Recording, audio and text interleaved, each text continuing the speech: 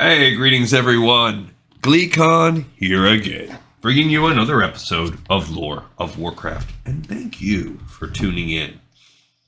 On our last episode, we took Maleficent, our gnomish mage, and we continued to run her around the wetlands, killing murlocs and some other stuff, some gators, some slimes, just generally questing in that area. And we have ourselves set up next time to start looking at the archaeological site in the area.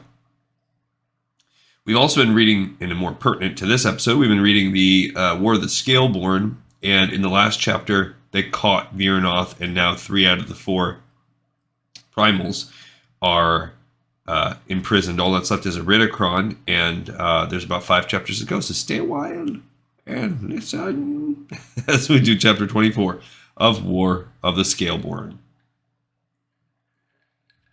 Nothing had gone to plan. Upon returning to Harrow's Deep, Iridikron retreated to his war cavern. He usually felt grounded in its depths, where the lava fell like water and the heat relaxed the stony muscles in his back, but the loss of Viranoth had left him shaken. With a heavy sigh, Iridikron went to his campaign map. He set Viranoth's pawn on the vault of the incarnates, then moved the frost scales and ice talons to the frozen fangs. To his surprise, the frost scales had joined the aspects at Algathar Academy, helping Malygos chase Warbringer Rava and her forces into the eastern dragon wilds. Mithras had fallen in a talon-to-talon battle with Ysera. Oxoria and her shattered brood had barely escaped Veldraken and had fallen back to Cinderfrost Vale, where they would rest and recuperate before returning to Harrow's Deep. In a fury, Iridikron slammed one of his wing talons down on the stone map, cracking it through the center. The pawns rattled, teetering in place. He should not have put so much faith in Viranoth. Now she slept beneath a mountain. Half his rock furies lay dead in the valleys around Veldraken. Centuries' worth of careful work on the tectonic plates beneath the Broodlands was wasted, and the Primalists had lost their talonholds in Thaldrazes and the Reach. Iridikron growled, and the whole of the cavern rumbled with his quiet rage. He had to stand alone against the aspects now. If he failed, Dragonkind would be shackled to the Keepers and Order magic forever. He too would join his brother and sisters in prisons of stone. Iridikron would not submit. He would not stop. No, he would find a way to free his allies and destroy the aspects no matter the cost. The Earth Warder would not best him again. Iridikron was better than Neltharion. He was better than them all. Without her keepers, Alexstrasza could not raise new aspects to fight in her name. Iridikron faced no such constraints. Even with his losses in Veldraken, he still commanded hordes of primal dragons, many of whom had only grown stronger from centuries of war. He would teach others the rights and raise up new incarnates to fight at his side. If they died trying, so be it. In the meantime, Iridikron would prepare Harrow's Deep for a siege. The stone scaled had spent long centuries digging hundreds if not thousands of wing lengths of tunnels. Even seasoned wing leaders often found themselves lost in the labyrinth underground. Now that he was alone, the aspects would certainly try to push the war out of the Broodlands and back into the Dragon Wilds. If they came to Harrow's Deep, perhaps he could weaponize the entirety of the keep against them. A sweep of wings drew his attention to the front of the platform. He lifted his head, frowning, as one of his wing leaders landed before him. "What is it?" he said with a growl.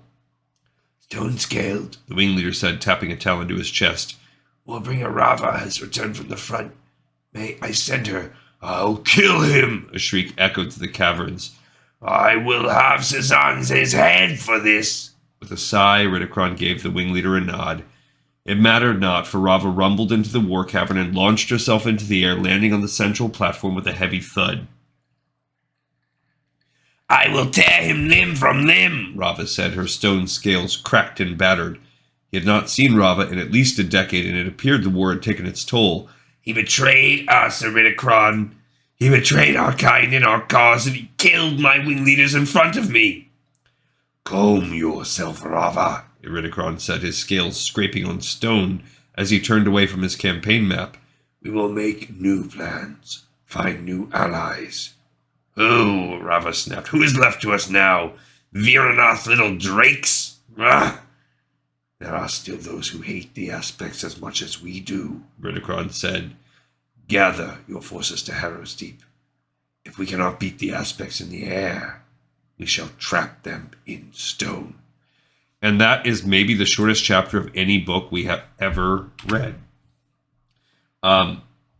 Yeah, so there's still about 55 pages left, but only in 4 chapters. So next time we'll be starting part 6, which is probably the final part.